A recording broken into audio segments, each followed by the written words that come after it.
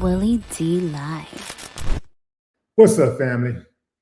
U.S. Secretary of State Marco Rubio addressed the Caribbean and Latin American leaders at the Shield of America's Summit in Doral, Florida over the weekend. And it seemed like the crowd was into it, but Donald Trump, your president, and Pete Hegseth didn't seem to care too much about Marco, especially the language that he spoke. Check it out. To ask Secretary Rubio and Secretary Hegseth to say a few words, and then I'll sign a proclamation formally launching the America's Counter Cartel Coalition, which is what it is. It's a counter cartel coalition. And thank you all for being here very much. Appreciate it. Thank you.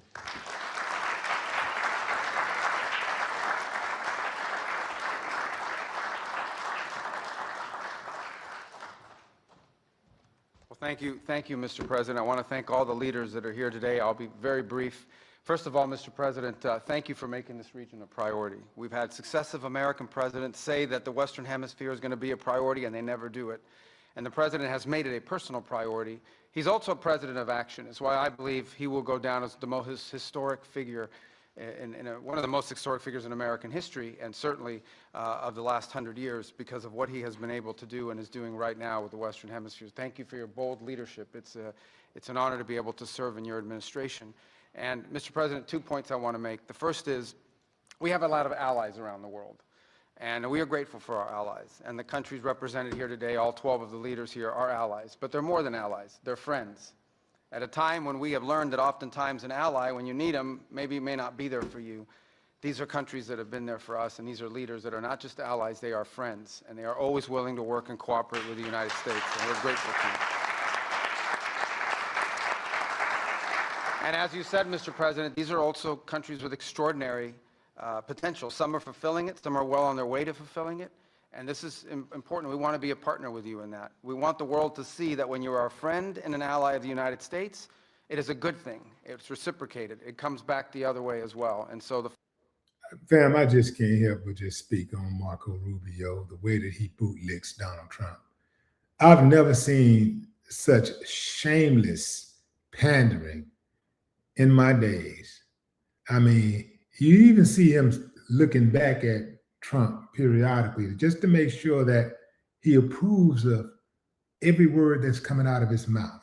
Every single word has to be approved.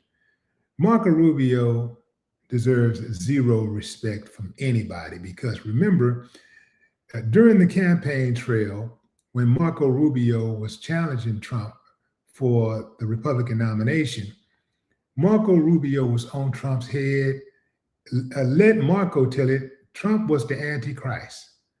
But now all of a sudden, since Trump put him in his cabinet, he's God. It's absolutely amazing, man. It's sad, especially the way that he lets Trump talk about his country, Cuba, you know, the way Trump talks about Cuba and riding on Cuba, which is, they seem to be very, very close to invading Cuba. Marco Rubio is just kind of sitting back like, oh, well, I'm sure that he has family in Cuba who are not pleased with his actions. But you know how that go, fam. Money, money, money, money, money. The fact the president is here today and making this a priority is so critical. If I may, because some of these cameras cover in Spanish. You all right about that? Oh, good. We don't need an interpreter for this one. Quiero darle las gracias. I think I'm a good interpreter. You'll find out in a second. But las gracias a los países que están aquí hoy. Estos países. He even tries to sound like Trump. I think I'm a good interpreter. You know, we'll find out in a second.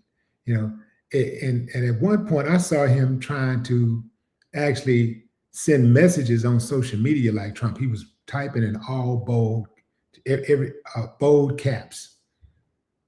Every single letter, cap words. Talk about swinging from one's disco balls.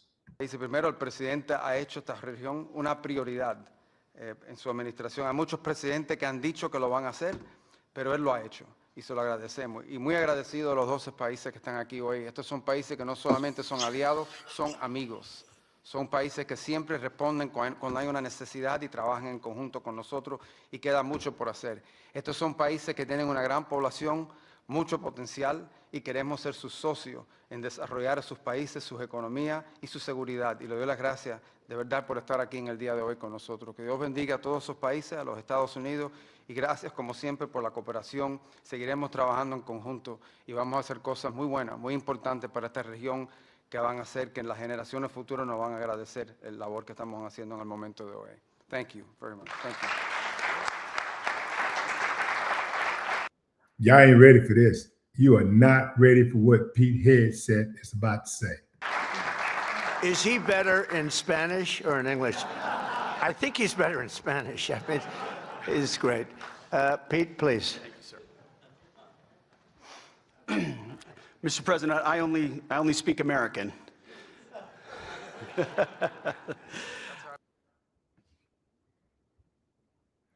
Mr. President, I only speak American. Wow. So, Marco, what he's trying to tell you is that you're not American. We don't see you the way you see yourself. Yeah, you're in America. And yeah, you know, you may have your visa and all that type of stuff. You got a green card, whatever, you know, but you're not American. In order to be an American, you got to be white. Yeah. Doesn't matter if you were born here. Doesn't matter if you've been here hundreds of years. You're not American unless it's time to pay taxes. You're not American unless you're here and we need you to contribute something. But if you just want us to talk about, you're not American unless you're in the Olympics competing to make us look good. You're competing for gold medals. You're not an American. But you're over here. If you're over here just for the sake of being in America and you're born and raised in America, you're American. You're not American. You're only American if you're white. That's the way that many white people see everybody else. Even though they're not originally from here. They're Europeans who gained control of this land illegally. But they are quick to identify non-white people as un-American. You're not American. You're not American unless you help us fight a war. Pete Hegseth, but you know what? I mean, not Pete, but Rubio getting everything that he asked for. Rubio is a turncoat. That's sad, man. I'm going to tell you something, fam. I love all people, but charity starts at home. So I'm going to love my people first. I'm going to love that where I come from first, like everybody should. Everybody should practice that. Loving self first. And then extending that love, right? That's the way I operate. I can't imagine trying to please non-Black people first. I can't even imagine something like that. I care about what Black people think first and foremost. My people, the people who raised me, the tribe who raised me, the lineage that I come from. I care about that first and foremost. I care about what my ancestors think first and foremost. The spirit of my ancestors. That's what I care about first and foremost. And then I'm so cold-blooded with it, I got enough love to extend to people outside of my race. But ain't no way possible I'm gonna be out here trying to impress some other race first before I impress my own people. There's no way possible I'm gonna be looking for acceptance from somebody outside of my race first before I get acceptance from my own You see? And I know some of y'all say, well, you know, the race is manufactured. You know, we all just one human race. I got it. Okay. However you want, semantics, whatever you want to say, you know, okay, scientific, whatever, however you want to say it. The bottom line is I care about what Black people think first. First. And then I can look at what other people think and all of that. But you got people like Marco Rubio who cares about what white folks think first. He don't care about what Latino people think first. He don't care about being the pride of his own first, seeking acceptance from his own first. He don't care about that. He jumped right over that, and he wants to be white so bad. Like a lot of Latinos, I'm gonna be straight up with you. You know, shoe fit wear, shoe fit wear. If you ain't like that, you know, I ain't talking to you. But shoe fit wear. A lot of Latinos, and Latinos will tell you, y'all know that, Latinos, y'all know that. It's a lot of Latinos will tell you too, that a lot of Latinos, you know, want to be white. And they talk down on not just Black people, but they talk down on their own people because they're trying to be accepted by white folks. They're trying to assimilate. Well, I got news for you. You'll never, ever, ever, ever be accepted. And you're never going to be white. Never, ever, ever, ever. You can marry white. You ain't going to be white. It ain't going to happen for you. Your life ain't going to become no easier than marrying a white person. It ain't going to happen. It's not going to happen. And here's something else that I think that you should know. Not speaking multiple languages is not a flex. Okay? I don't understand how these dudes are so slow that they try to make fun of Mario or Rubio speaking a second language. Or actually, that's his first language. Spanish is his first language. So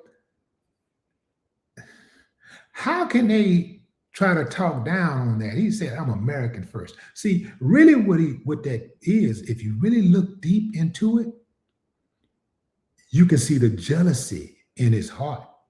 You can see the jealousy in Pete Hegseth's heart. Because if he knew how to speak Spanish, he would be proud of that accomplishment.